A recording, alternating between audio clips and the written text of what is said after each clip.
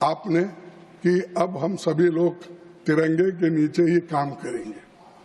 सभापति जी, हमारा संविधान भारत के हर व्यक्ति को शक्तिशाली बनाता है, गरीब और कमजोरों की आवाज है, सत्ता का नैतिक मार्गदर्शक है, जाति, पंथ, लिंग या आर्थिक आधार पर भेदभाव करने की इसमें गुंजाइश नहीं है।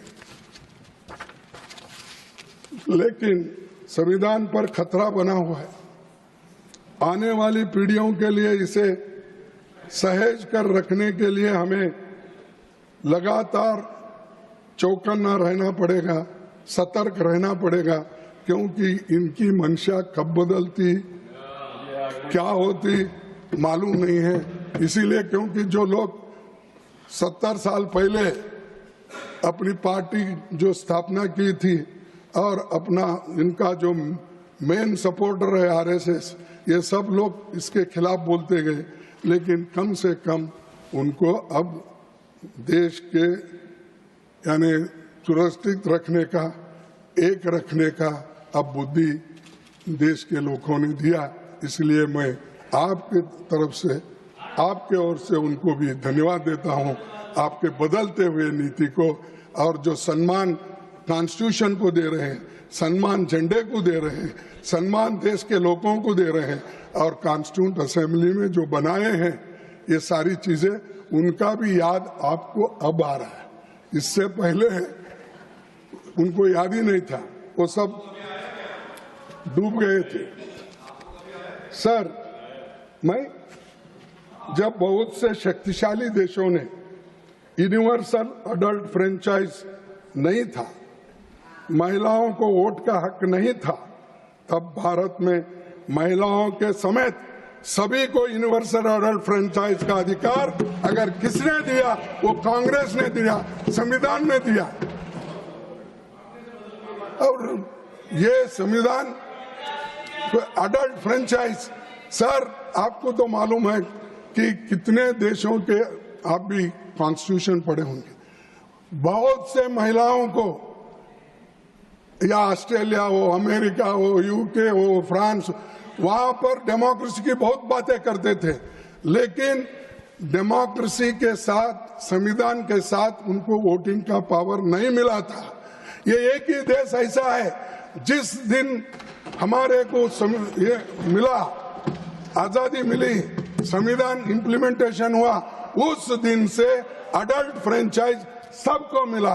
गरीब, अमीर, कम से कम काम करने वाले लोग, मजदूर, किसान, सबको मिला। और ये किसकी देन है साहब? ये नेहरू जी की नहीं है, ये अंबेडकर की नहीं है, ये कॉन्स्टिट्यूंट असेंबली का नहीं है।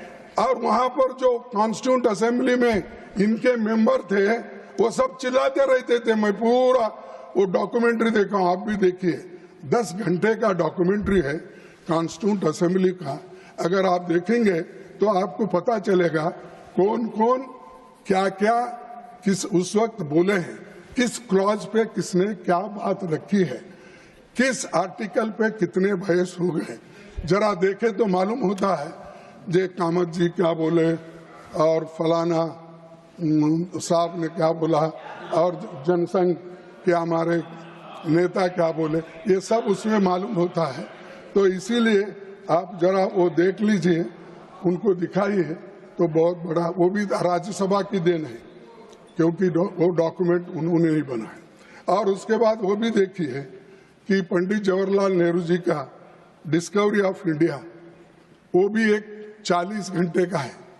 तो वो भी एक बार देखे तो आपको मालूम होता है दुनिया में पहले कैसी थी, हिंदुस्तान कैसा था, बाद में हम किस ढंग से इतने सिविलाइज्ड होकर काम कर रहे हैं, और क्या वो सामाजिक समानता थी, ये सारी चीजें उसमें आप देखेंगे।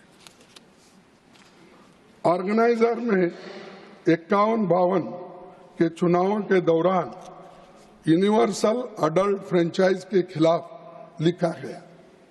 ये तो सही है ना? अच्छा, पंडित नेहरू ये बोले साहब, उन्होंने कहा अडल्ट फ्रेंचाइज के बारे में 51-52 को उन्होंने बोला, ये कहा, Pandit Nehru would leave to confess the failure of universal adult franchise in India. Shall I read? Pandit Nehru would leave to confess the failure of universal adult franchise in India.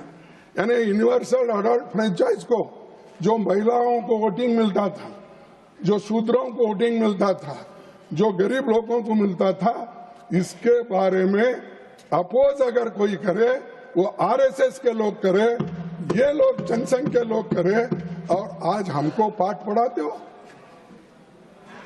और मैं ये कहना चाहता हूं, और उन्होंने कहा कि ये सत्यानाश होने का खुद पंडित जवाहरलाल नेहरू जी देखेंगे। अरे आप सब अडल्ट फ्रेंचाइज में ही वोट देकर आए। For more such videos, subscribe to the NewsX YouTube channel, hit the bell icon.